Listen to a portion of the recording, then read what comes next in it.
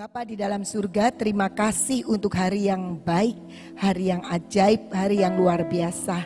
Kami kembali datang di hadapan-Mu, kami menaikkan pujian dan penyembahan, dan kami tahu Tuhan, pelita di tempat ini tidak pernah padam. Engkau terus peliharakan kami, Engkau terus peliharakan tempat ini, dan kami saat ini memerenungkan akan firman-Mu. Biarlah Roh-Mu sendiri yang bekerja atas kami, memampukan kami menangkap, membuat kami mengerti, dan kami percaya Tuhan, Engkau terus yang akan menuntun kami dengan kekuatan Roh-Mu. Di dalam nama Tuhan Yesus kami berdoa, amin. Hari-hari ini kita liburan, dan banyak hal mungkin sudah terjadi di antara kita. Kita tidak boleh kemana-mana. Selama liburan itu saya kayaknya keluar rumah itu 1 kali aja, dan selanjutnya ada di rumah saja. Patuh, taat sama aturan, suruh tinggal di rumah. Ya memang nggak tahu sih mau pergi kemana juga ya. Tapi saya melihat begitu banyak berita ya, sekalipun nggak boleh mudik, tapi saya lihat ternyata kerumunan orang itu banyak. Di Cirebon, di CSB ada itu fotonya rame, di Ancol, di Pangandaran, dan bahkan saya lihat nggak boleh mudik nih, tetap maksa mudik.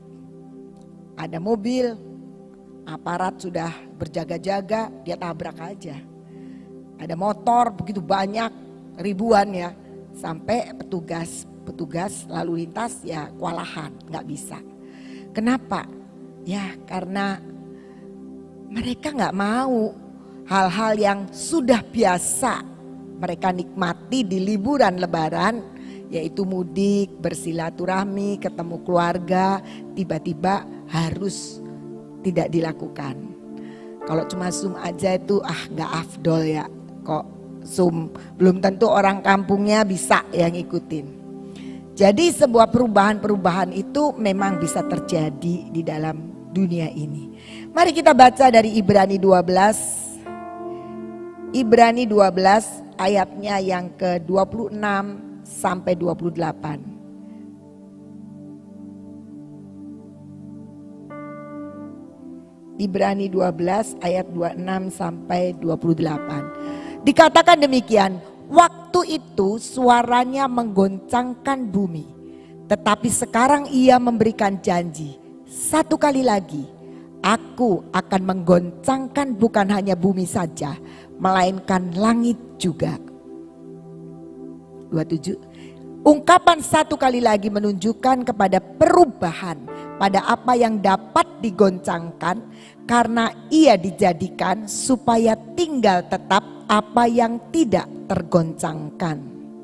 Jadi karena kita menerima kerajaan yang tidak tergoncangkan, marilah kita mengucap syukur dan beribadah kepada Allah menurut cara yang berkenan kepadanya dengan hormat dan takut. Nah, di sini saya ingin kita merenungkan ada hal-hal di dalam kehidupan ini, hal-hal yang bisa digoncangkan, tapi juga ada hal yang tidak tergoncangkan. Nah, kalau kita lihat sekarang ini yang tadi saya katakan bahwa pemerintah mengingini, menghimbau, bahkan sedikit memaksa ya, untuk tidak boleh mudik, tinggal aja di rumah, jangan pergi-pergi ke tempat keramaian, tetap pakai protokol kesehatan.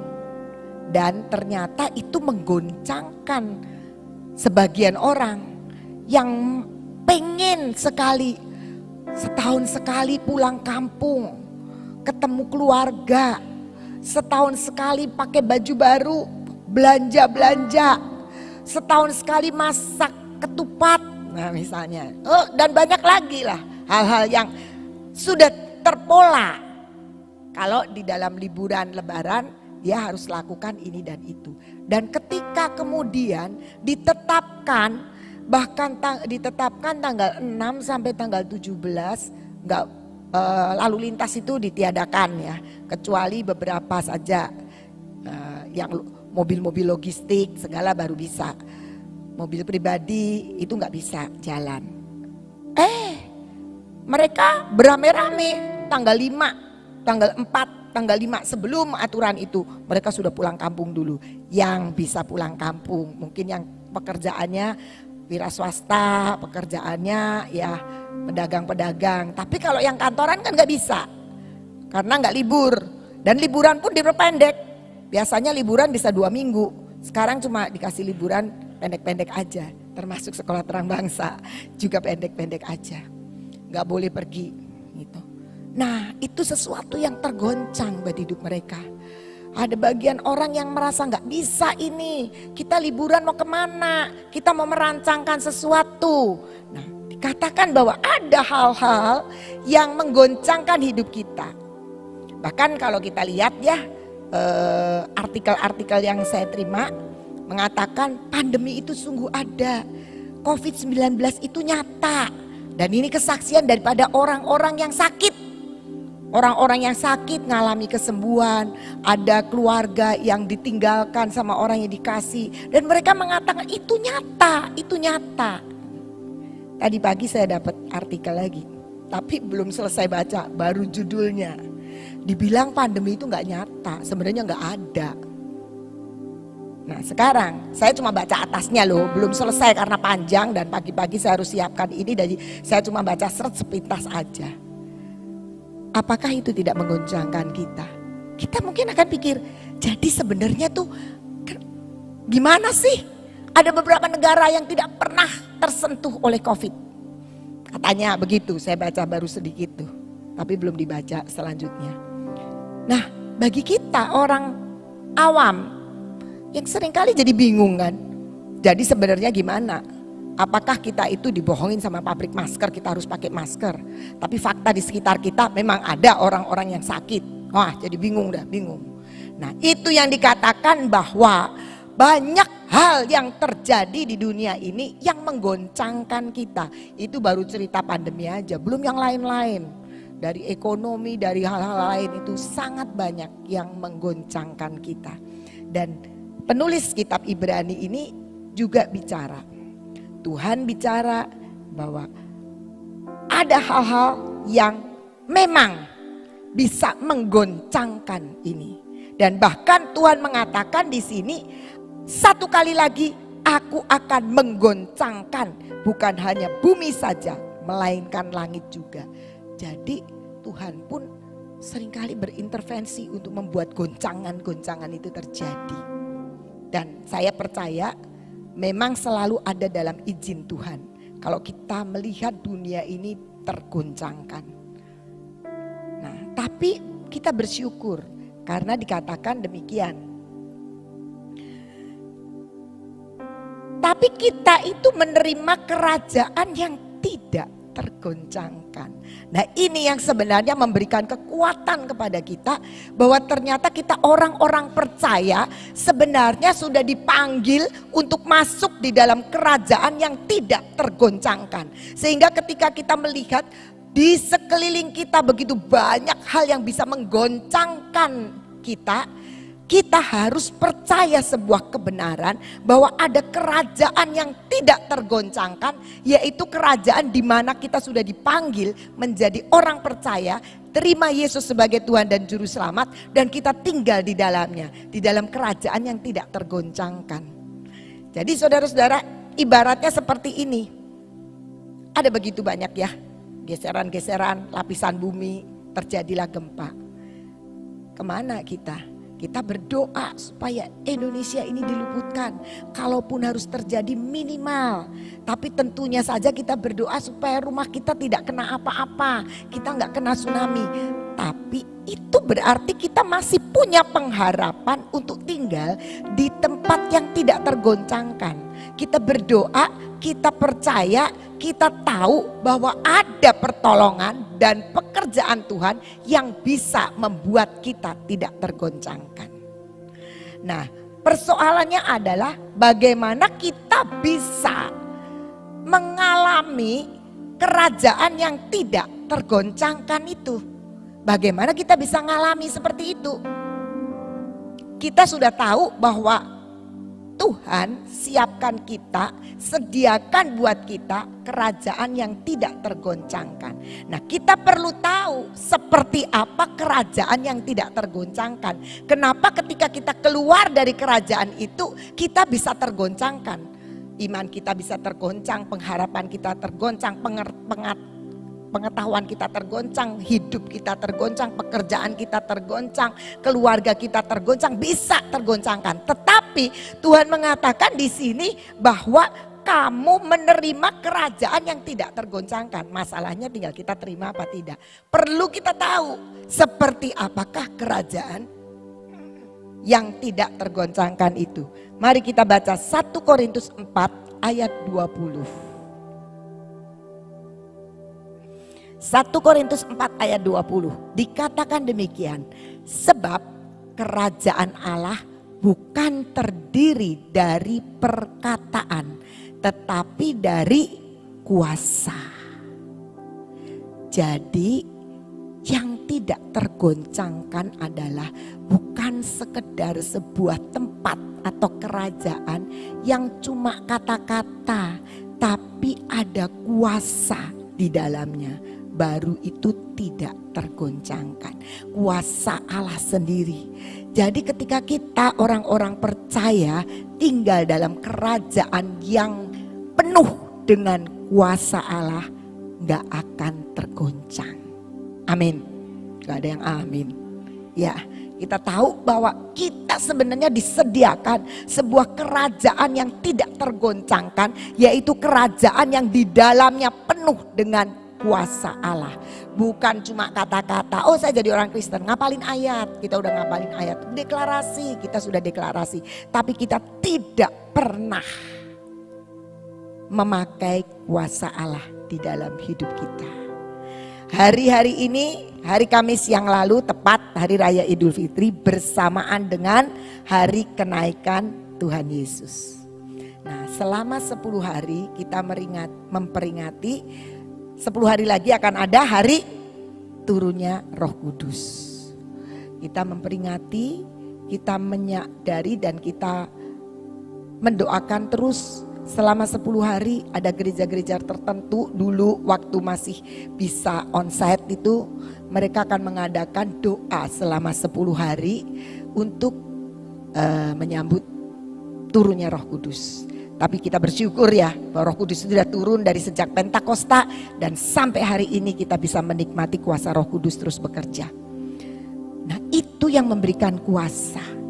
Mari kita lihat Kisah Rasul 1 ayat 8. Kisah Rasul 1 ayat 8. Dikatakan demikian, tetapi kamu akan menerima kuasa kalau Roh Kudus turun ke atas kamu dan kamu akan menjadi saksiku di Yerusalem dan di seluruh Yudea dan Samaria dan sampai ke ujung bumi. Dikatakan kalau Roh Kudus turun ke atas kamu, maka kamu akan terima kuasa. Dan kerajaan Allah bukan perkataan tapi kuasa. Artinya di dalam kerajaan Allah, kerajaan yang tidak tergoncangkan itu, Roh Kudus disediakan bagi setiap kita. Dan ketika Roh Kudus itu turun, kita bisa menjadi orang yang berbeda. Kenapa? Karena kita memiliki kuasa. Petrus orang yang kalah, dia cuma ngomongnya gede aja awalnya ya. Dia ketika Tuhan Yesus cerita tentang penderitaan yang akan dialami, Petrus bilang, enggak Tuhan, itu enggak akan terjadi sama kamu. Wah, Tuhan bilang, nyalang kok iblis. Waktu Tuhan mengatakan lagi tentang penderitaannya, oh Tuhan, biarkan orang-orang meninggalkan, tapi aku enggak akan ninggalin kamu. Tuhan bilang, sebelum ayam berkokok 2 kali, engkau sudah menyangkali aku 3 kali. Kenapa bisa seperti itu? Karena di dalam diri Petrus belum dipenuhi kuasa. Dia mengerti, dia memahami dengan perkataannya sendiri dia mau belain Yesus. ternyata dia tidak mampu. Karena kerajaan Allah bukan soal kata-kata saja, bukan soal keinginan saja, bukan soal deklarasi saja, tapi kerajaan Allah adalah soal kuasa. Namun kita lihat kemudian ketika hari Pentakosta terjadi dan turunlah Roh Kudus atas murid-muridnya termasuk Petrus, Petrus menjadi orang yang berbeda. Dia khotbah di depan begitu ribuan orang, dan hari itu juga Tuhan menambahkan 3.000 orang yang dibaptis. Hebat ya. Siapa yang hebat? Kuasa Roh Kudus. Jadi kita tahu hidup ini kalau kita mengikuti jalur dan perjalanan dunia bisa tergoncang kita. Kita bisa hidupnya ngeluh karena tergoncang, apa saja bisa tergoncang. Kita pengen begini nggak bisa, kita kerja begini nggak bisa, bisa tergoncang. Tapi ketika kuasa Tuhan Roh Kudus itu turun atas kita, maka kita akan bisa berbeda, menjadi pribadi yang tidak tergoncangkan. Karena kita berdiri di atas kerajaan dan tinggal di atas kerajaan yang tidak tergoncangkan. Kita sering doa Bapak kami, Bapak tolong saya, Yesus kita doa. Tapi kita jarang ya, Roh Kudus temenin aku, Roh Kudus tuntun aku. Kita jarang, pribadi yang ketiga ini jarang karena kita lupa bahwa kerajaan Allah itu karena kuasa. Dan Tuhan berikan Roh Kudus untuk kita memiliki kuasa. Maka dikatakan kalau Roh Kudus turun ke atas kamu, maka kamu menerima kuasa. Saudara menghadapi apa saja, selesai deh kalau sama Roh Kudus. Roh Kudus akan berikan jalan. Kalau kita lihat di dalam Yohanes dikatakan Roh Kudus itu penghibur, Roh Kudus itu membuka kesalahan kita, tapi Roh Kudus juga penolong kita. Roh Kudus menjadi sahabat kita. Roh Kudus membukakan dan menyingkapkan rahasia-rahasia yang kita tidak tahu. Karena itu Tuhan Yesus mengatakan kepada murid-muridnya, lebih baik aku balik ke surga supaya dikirim Roh Kudus itu. Kalau Yesus masih ada, dia hanya akan menjadi berkat sejauh yang bersama-sama dengan dia. Tapi Roh Kudus turun, dia akan memberikan kuasa sampai kita bisa ke ujung bumi. Itulah kehidupan dari yang tidak tergoncangkan. Saudara-saudara mau hidupnya digoncang terus tiap hari? Enggak dong ya, pengennya hidupnya aman-aman saja. Tapi kalau ikut Tuhan itu juga belum tentu aman dan nyaman. Kenapa? Karena Roh Kudus akan memimpin kita untuk kita memiliki kerajaan yang tidak tergoncangkan, yang seringkali bukan seperti yang kita mau. Tapi percayalah itu yang terbaik dan indah di ujungnya. Nah, mari kita belajar untuk mengerti kekuatan Roh Kudus itu ada. Kita baca Roma 15 ayat 13. Tolong tadi belum dicatat, Roma 15 ayat 13. Semoga Allah sumber pengharapan memenuhi kamu dengan segala sukacita dan damai sejahtera dalam iman kamu, supaya oleh kekuatan Roh Kudus kamu berlimpah-limpah dalam pengharapan. Kekuatan Roh Kudus itu ajaib saudara. Akan memberikan kita pengharapan yang terus, pengharapan yang positif. Mungkin saat ini kita nggak ngerti. Mungkin saat ini kita dalam kesesakan. Tapi percayalah, kekuatan Roh Kudus akan memberikan kita kuasa untuk memiliki berlimpah-limpah pengharapan. Berlimpah-limpah sukacita. Berlimpah-limpah damai sejahtera. Dan berlimpah-limpah kemenangan. Hari-hari ini kita diingatkan Pentakosta. Biar keajaiban Pentakosta itu tidak terjadi hanya di berapa ribu tahun yang lalu. Tapi saat ini kuasa Roh Kudus itu biar dinyatakan. Bukankah di sekeliling kita sudah banyak pekerjaan Roh Kudus yang ajaib.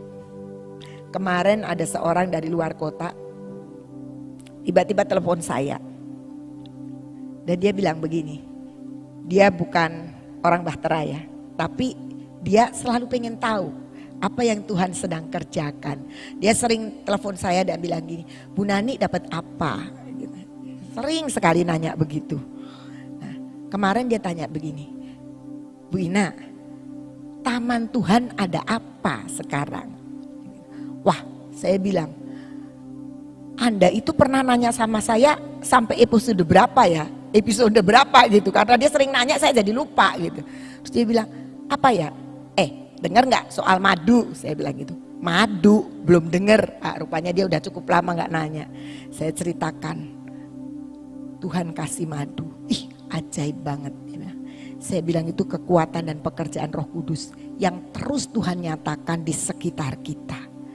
Dan saya percaya bahwa Roh Kudus tetap bekerja dan mau tetap bekerja untuk kita tinggal di dalamnya, supaya kita menjadi orang-orang yang tidak tergoncangkan, supaya kita tetap berdiri berpengharapan.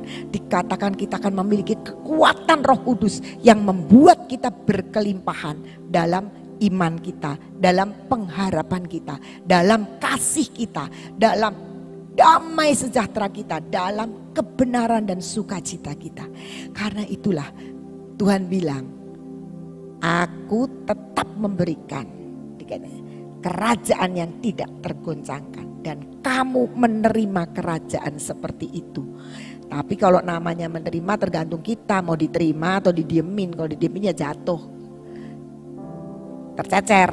Tapi kalau kita mau terima, mari kita hidupi kerajaan Allah yang penuh dengan kuasa, dengan mempercayai bahwa kuasa itu datangnya dari pekerjaan Roh Kudus. Kita perlu minta setiap hari Roh Kudus memimpin kita.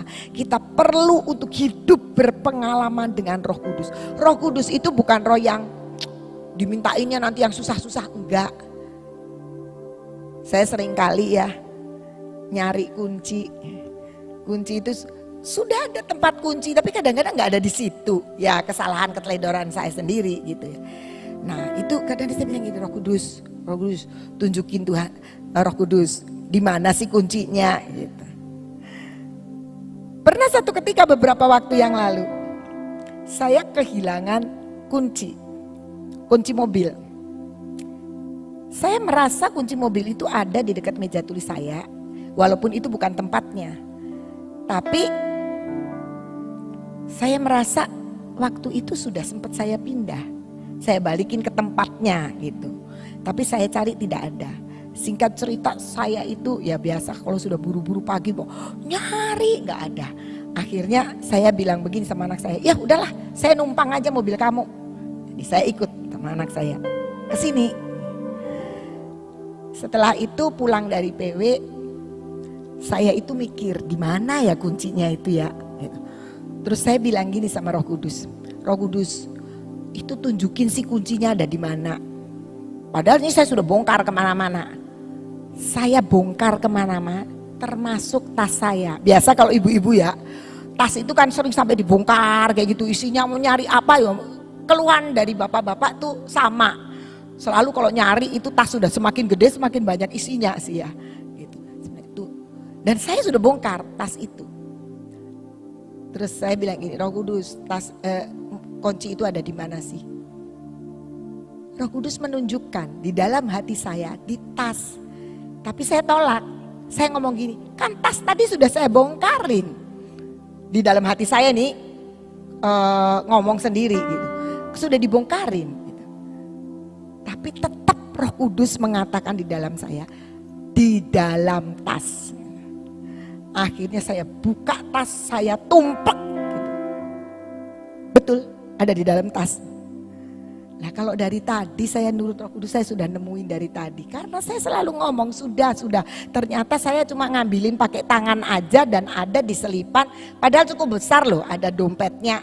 Tapi bisa enggak? Tapi Roh Kudus itu ajaib. Ada begitu banyak hal. Saya lupa, Roh Kudus ingetin ya. Roh Kudus akan mengingatkan. Itu kerajaan yang tidak tergoncangkan. Mari kita percaya di hari-hari kita memperingati Pentakosta, Roh Kudus tetap bekerja dengan dahsyat dan ajaib. Biar kita terima itu, karena kita tahu bahwa sebenarnya Tuhan sendiri yang mengatakan, kamu itu sudah menerima kerajaan yang tidak tergoncangkan. Kalau ada berita dari sana, berita dari sini yang seringkali bisa menggoncangkan iman kita, bisa menggoncangkan pandangan kita, bisa menggoncangkan pola pikir kita, bisa menggoncangkan kebenaran yang dalam hidup kita, tetap masuk di dalam kerajaan Allah. Roh Kudus akan memberikan kita pengertian, Roh Kudus akan memberikan kita kekuatan, Roh Kudus akan memberikan kepada kita kemampuan, Roh Kudus akan memberikan kita kuasa untuk mengatasi semua yang tergoncangkan. Sehingga kita berdiri tetap teguh menjadi orang-orang yang tidak tergoncangkan. Mari kita berdoa.